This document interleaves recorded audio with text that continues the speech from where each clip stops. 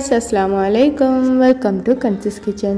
இன்னைக்கு நம்ம சேனல்ல எல்லாருக்குமே ரொம்ப பிடிச்ச ஸ்ரீலங்கன் இறைச்சி ரொட்டி தான் பார்க்க போறோம். இஃப்தாருக்கு ரொம்பவே ஒரு டேஸ்டியான ரெசிபி. வாங்க எப்படி செய்யலாம்னு பார்க்கலாம்.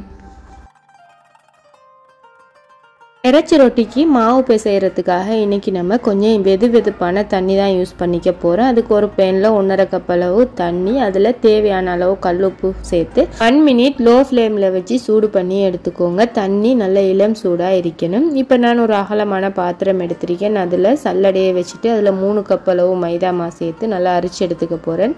மைதா மாவு என்ன ஒரு ரெசிபிக்கு ட்ரை பண்ணும்போதும் கண்டிப்பா அரைச்சு எடுத்துக்கோங்க. சின்ன சின்ன பூச்சி புழு அதெல்லாம் இருக்கும். ஸோ அதனால அரைச்சு எடுத்துக்கோங்க. இன்னைக்கு தான் என்னோட சேனலை ஃபர்ஸ்ட் டைம் பார்க்குறீங்கன்னா கீழே உள்ள ரெட் கலர் சப்ஸ்கிரைப் பட்டனை கிளிக் பண்ணி சப்ஸ்கிரைப் பண்ணிக்கோங்க. அதோட பக்கத்தில் உள்ள பெல் ஐக்கானையும் கிளிக் பண்ணி வச்சுக்கோங்க. அப்போ தான் நான் போடுற நியூ வீடியோஸ் எல்லாமே உங்களுக்கு நோட்டிஃபிகேஷனில் வரும்.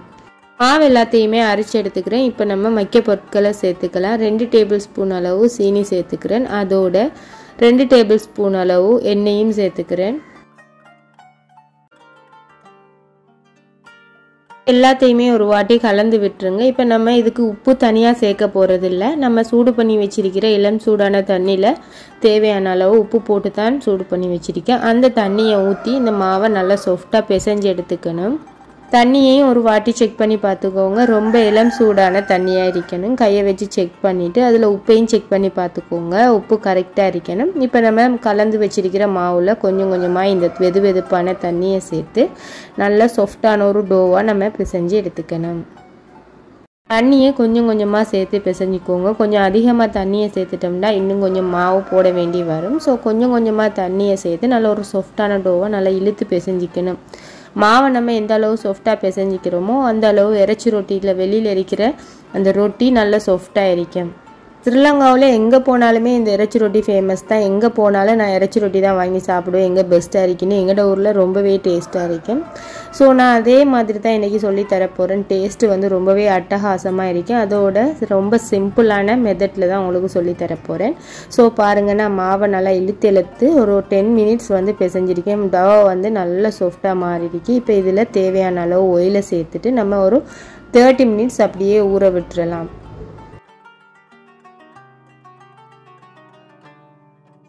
ஏதாவது ஒரு ரெசிபி செய்கிறப்போ மாவு பிசைஞ்சி மூடி வைக்கிறப்போ கண்டிப்பாக நம்ம ஆயில் பூச்சிட்டு தான் மூடி வைக்கணும். இல்லைன்னா மாவு வந்து மேலால் அப்படியே காஞ்சிடும். அதனால தான் நம்ம ஆயிலை தடவி இந்த மாதிரி மூடி வைக்க.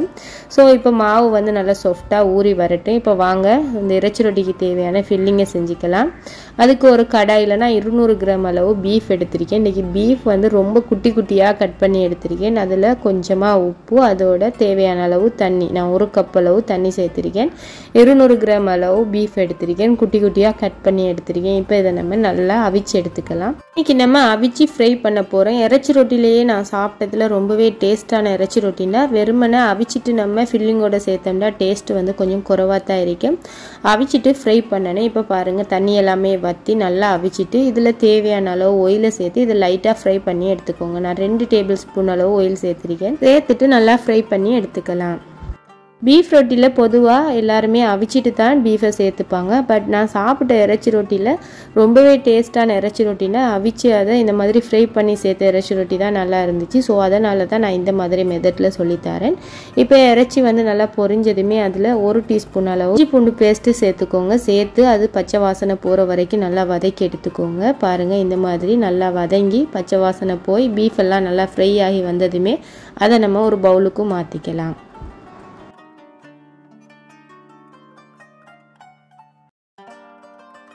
அதே சட்டியில் 2 மீடியம் சைஸ் வெங்காயத்தை இந்த மாதிரி ஸ்லைஸ் பண்ணிவிட்டு சேர்த்துக்கிறேன். அதோட மீடியம் சைஸ் ஒரு தக்காளியும் சேர்த்துக்கோங்க.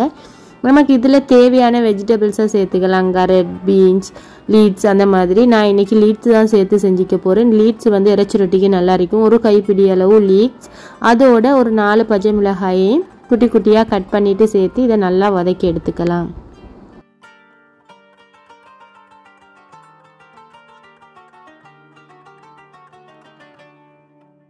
1/2 டீஸ்பூன் அளவு உப்பும் சேர்த்து நல்லா வதக்கி எடுத்துக்கிறேன்.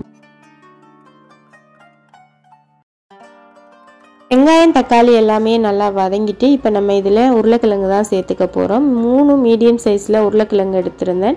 கிட்டத்தட்ட 350 கிராம் இருக்கு. அதை உப்பு சேர்த்து குக் பண்ணியிருந்தேன். உப்பு சேர்த்து குக் பண்ணிவிட்டு இந்த மாதிரி துருவி வச்சுருக்கேன். ஸோ நம்ம உப்பு சேர்த்து குக் பண்ணும்போது டேஸ்ட் வந்து இன்னுமே இறைச்சி ரொட்டிக்கு நல்லா இருக்கும். உப்பு சேர்க்காமல் குக் பண்ணிவிட்டு இந்த மசாலாவில் சேர்த்து உப்பு சேர்த்தோம்னா டேஸ்ட்டு வந்து குறைய இருக்கும். ஸோ அவிக்கும் போதே நீங்கள் உப்பு சேர்த்து அவிச்சு எடுத்துக்கோங்க. அப்போ டேஸ்ட்டு இன்னுமே நல்லா இருக்கும். நம்ம வதக்கி வச்சிருக்கிற வெங்காயம் தக்காளி கூட இந்த உருளைக்கிழங்கு நல்லா இந்த மாதிரி மிக்ஸ் ஆகிற மாதிரி கலந்து விட்டுக்கோங்க. இப்போ நல்லாவே நான் கலந்து விட்டுட்டேன். இதில் தேவையான மசாலா எல்லாமே சேர்த்துக்கலாம். 2 டீஸ்பூன் அளவு கட்டர் தூள் சேர்த்துருக்கேன், சில்லி ஃப்ளேக்ஸ். அதோட 1 டீஸ்பூன் அளவு தனி மிளகாய் தூளும் சேர்த்துருக்கேன். அதோட தேவையான அளவு கருவேப்பிலையும் சேர்த்துக்கிறேன். இது காய வச்ச கருவேப்பிலை. ஸோ உங்களுக்கு ஃப்ரெஷ்ஷாக வேணால் யூஸ் பண்ணிக்கலாம். நீங்கள் வெங்காயம் தக்காளி வதக்கும் போதே கருவேப்பிலையை சேர்த்து வதக்கி எடுத்துக்கோங்க. இப்போ எல்லாத்தையும் சேர்த்துட்டு நல்லா லோ ஃப்ளேமில் வச்சுக்கோங்க. ஃப்ளேமை நல்லா மிக்ஸ் பண்ணி விடுங்க. இந்த ஸ்பைசஸ் எல்லாமே நல்லா இந்த உருளைக்கிழங்குல கோட் ஆகிற மாதிரி நல்லா கலந்து விட்டுருங்க. இப்போ நான் நல்லாவே கலந்து விட்டுட்டேன். இன்னுமே இந்த மசாலாவெல்லாம் இன்னும் கொஞ்சம் குக் ஆகிறதுக்காக ஒரு 2 டேபிள் ஸ்பூன் அளவு தண்ணி சேர்த்துட்டு ஒரு 5 மினிட்ஸ் லோ ஃப்ளேமில் குக் பண்ணி எடுத்துட்டோம்னா நம்மளோட ஃபில்லிங் ரெடி ஆகிரும். ஸோ தண்ணியையும் சேர்த்துட்டு நல்லா மிக்ஸ் பண்ணி விட்டுருங்க. தண்ணியையும் சேர்த்துட்டு ஒரு 5 மினிட்ஸ் நல்லா குக் பண்ணிவிட்டு இப்போ நம்ம ஃப்ரை பண்ணி வச்சுருந்த பீஃபை சேர்த்துக்க போகிறோம். பீஃபை சேர்த்து நல்லா மிக்ஸ் பண்ணிட்டோம்னா நம்மளோட ஃபில்லிங் ரெடி ஆகிரும். இதை நம்ம ரைஸ் கூட சாப்பிட்றதுக்கும் ரொம்பவே நல்லா இருக்கும். இந்த ஃபில்லிங் ரொம்ப நல்லா இருக்கும். கண்டிப்பாக ஒரு முறை ட்ரை பண்ணி பாருங்கள். இப்போ நம்மளோட ஃபில்லிங் ரெடி ஆகிட்டு இதை ஆஃப் பண்ணிவிட்டு ஒரு ஓரமாக எடுத்து வச்சிடலாம். மாவு நல்லாவே ஊறிட்டு இதை இப்போ நம்ம ஒரு 5 மினிட்ஸ் நீட் பண்ணி எடுத்துக்கலாம். ஸோ இன்னுமே நல்லா சாஃப்டாக கிடைக்கும். நல்லாவே நீட் பண்ணிவிட்டு இதை சின்ன சின்ன போல்ஸாக செஞ்சு எடுத்துக்கலாம். நான் இன்றைக்கி இந்த மாவுலேருந்து 11 போல்ஸ் செஞ்சு எடுத்துக்கிட்டேன். அதே மாதிரி 350 கிராம் பொட்டேட்டோவில் செஞ்ச ஃபில்லிங்குமே இதுக்கு கரெக்டாக இருந்துச்சு. ஸோ சேம் மெத்தடில் செய்ய போகிறீங்கன்னா உங்களுக்கு 11 இறைச்சி ரொட்டி கிடைக்கும், மீடியம் சைஸான. இப்போ மாவு எல்லாத்தையுமே சின்ன சின்ன போல்ஸாக பண்ணி எடுத்துக்கலாம்.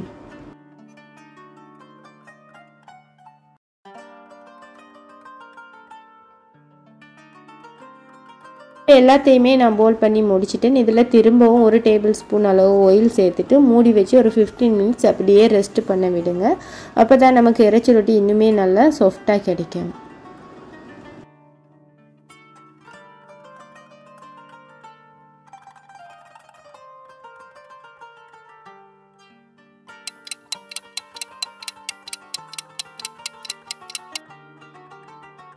இப்போ 15 மினிட்ஸ் ஆகிட்டு பாருங்கள், நம்மளோட டோ வந்து நல்லா இந்த மாதிரி சாஃப்டாக மாறிருக்கு. எல்லா பால்ஸுமே இந்த மாதிரி சாஃப்டாக தான் இருக்குது. இப்போ ஒரு பேக்கிங் ஏரியாவில் கொஞ்சமாக மாவு தூவிக்கோங்க, இல்லாட்டி எண்ணெய் தடவிக்கோங்க. தடவிட்டு நம்ம எண்ணெய் தடவினோம்னா இன்னுமே நல்லா இருக்கும். ஸோ எண்ணெய் தடவிட்டு இந்த மாதிரி நம்ம பண்ணி வச்சுருக்கிற பால்ஸ் எல்லாத்தையுமே நல்லா மெல்லிஸாக நீல வாக்கில் விரித்து எடுத்துக்கோங்க. நம்ம விரிக்கும் போது ரொம்பவே ஈஸியாக விரிச்சிக்கலாம். நம்ம ஆயில் சேர்த்து ஊற வச்சதால இந்த மாதிரி ஈஸியாக விரிப்பட. அதே மாதிரி ரொம்ப மெல்லிஸாக விரித்து எடுத்துக்கோங்க. வீடியோவில் காட்டுற மாதிரி இந்த மாதிரி நீளமான ஷேப்பில் விரித்து எடுத்துக்கோங்க.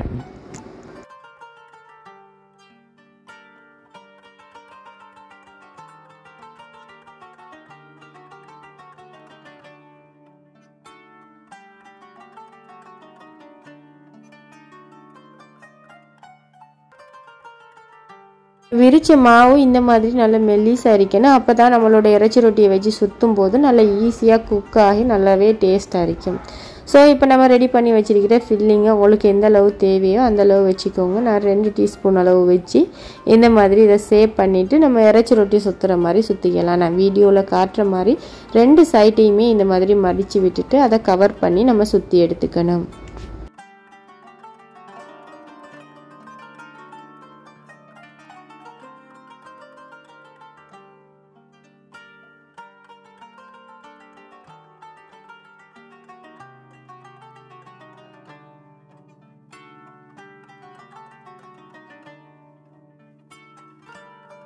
இறைச்சி ரொட்டிகள் எல்லாமே பொதுவாக இந்த ஷேப்பில் தான் கிடைக்கும். ஸோ அதனால் நான் சேம் ஷேப்பில் செஞ்சு காட்டியிருக்கேன். பாருங்கள், இந்த மாதிரி நம்ம எல்லாத்தையுமே சுற்றி எடுத்துக்கலாம்.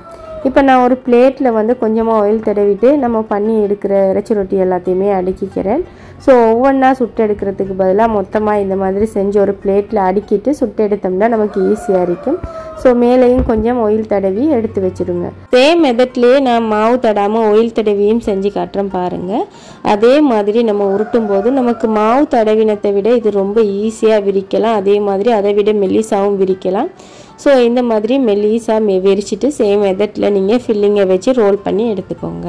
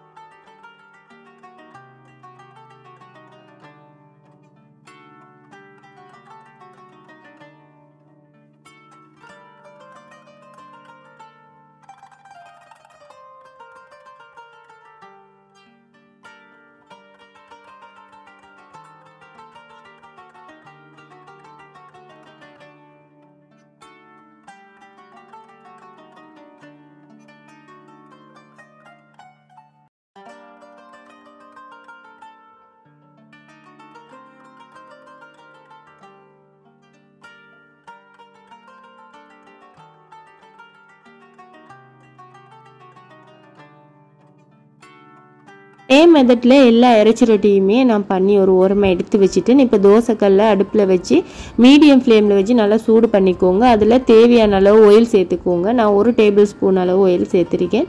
ஆயில் சேர்த்து ஆயில் ஹீட் ஆனதுமே நம்ம பண்ணி வச்சிருக்கிற இறைச்சி ரொட்டியெல்லாம் உங்களுக்கு எத்தனை வைக்கலுமோ உங்களோட கல்லில் அதுக்கேற்ற மாதிரி வச்சுக்கோங்க.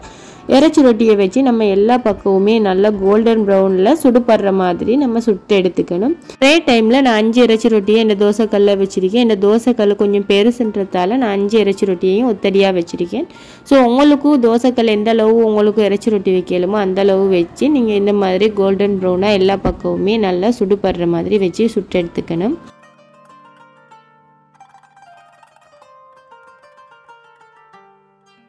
இப்போ 2 to 3 மினிட்ஸ் ஆகிருக்கேன். அப்படியே நான் பெரட்டி வச்சு மக்க பக்கமுமே இதை குக் பண்ணி எடுத்துக்கிறேன். இந்த மாதிரி எல்லா பக்கமுமே கொஞ்சம் நேரமாக நம்ம இதை குக் பண்ணி நல்லா கோல்டன் ப்ரௌனாக எல்லா பக்கமும் குக் ஆகிற மாதிரி குக் பண்ணி எடுத்துக்கணும்.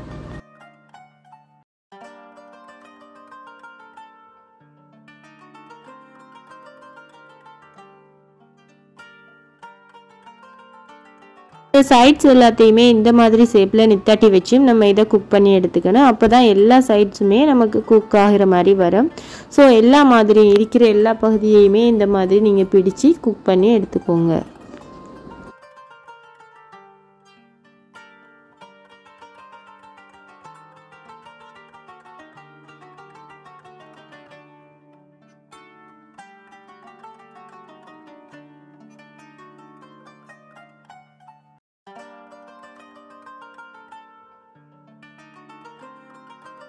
இப்போ பாருங்கள் எல்லா பகுதியையுமே நான் குக் பண்ணி எடுத்துகிட்டு இந்த மாதிரி கோல்டன் ப்ரௌனாக இருக்கணும். இப்போ எல்லாத்தையுமே ஒரு பிளேட்டுக்கு மாற்றிக்கலாம்.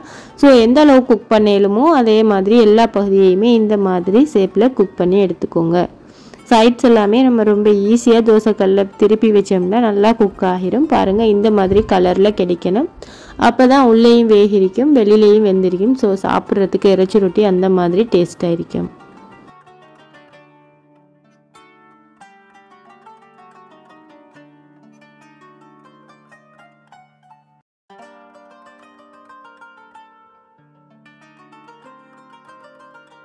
ரொம்பவே ஃபேமஸான டேஸ்டியான இறைச்சி ரொட்டி வீட்டிலேயே ரொம்ப சுத்தமாகவும் ரொம்பவே டேஸ்டியாகவும் நம்ம வீட்டிலேயே ரெடி பண்ணிக்கலாம். எப்போவுமே இஃப்தாருக்கு கடைகளில் வாங்குறத விட இந்த மாதிரி நம்ம வீட்டிலேயே கிச்சன்லேயே கொஞ்சம் நேரம் செலவு பண்ணினோம்னா ரொம்பவே ஈஸியாகவும் சுத்தமாகவும் செஞ்சு எடுத்துக்கலாம். அதே மாதிரி நம்ம கடைகளில் வாங்குறது இந்தளவு சுத்தமாகவும் டேஸ்டியாகவும் இருக்குமான்னு பார்த்தோம்னா கண்டிப்பாக இருக்காது. ஈஸியாக வீட்டில் செஞ்சுக்கலாம். கண்டிப்பாக நீங்களுமே இந்த ரெசிபியை ட்ரை பண்ணி பாருங்கள். ரொம்பவே ரிச்சான டேஸ்ட்டில் இருந்துச்சு. இந்த மாதிரி வீட்டிலேயே நம்ம செய்கிறதால குவான்டிட்டியும் சரி டேஸ்ட்டும் சரி கொஞ்சம் அதிகமாகவே இருக்கும். இந்த மாதிரி நம்ம செய்கிறதால மன நிறைவாக சாப்பிடலாம் இஃப்தாருக்கு. ஸோ கண்டிப்பாக நீங்களுமே ட்ரை பண்ணிவிட்டு எப்படி இருந்துச்சுன்னு உங்களோட ஃபீட்பேக்ஸையும் என்னோட கமெண்ட்ஸில் ஷேர் பண்ணிக்கோங்க. மறக்காம வீடியோ லைக் பண்ணிக்கோங்க, அதோட ஃபேமிலி அண்ட் ஃப்ரெண்ட்ஸுக்கு ஷேர் பண்ணுங்கள். இன்னும் ஒரு இன்ட்ரெஸ்டிங்கான வீடியோவில் சந்திப்போம். Take care, bye bye.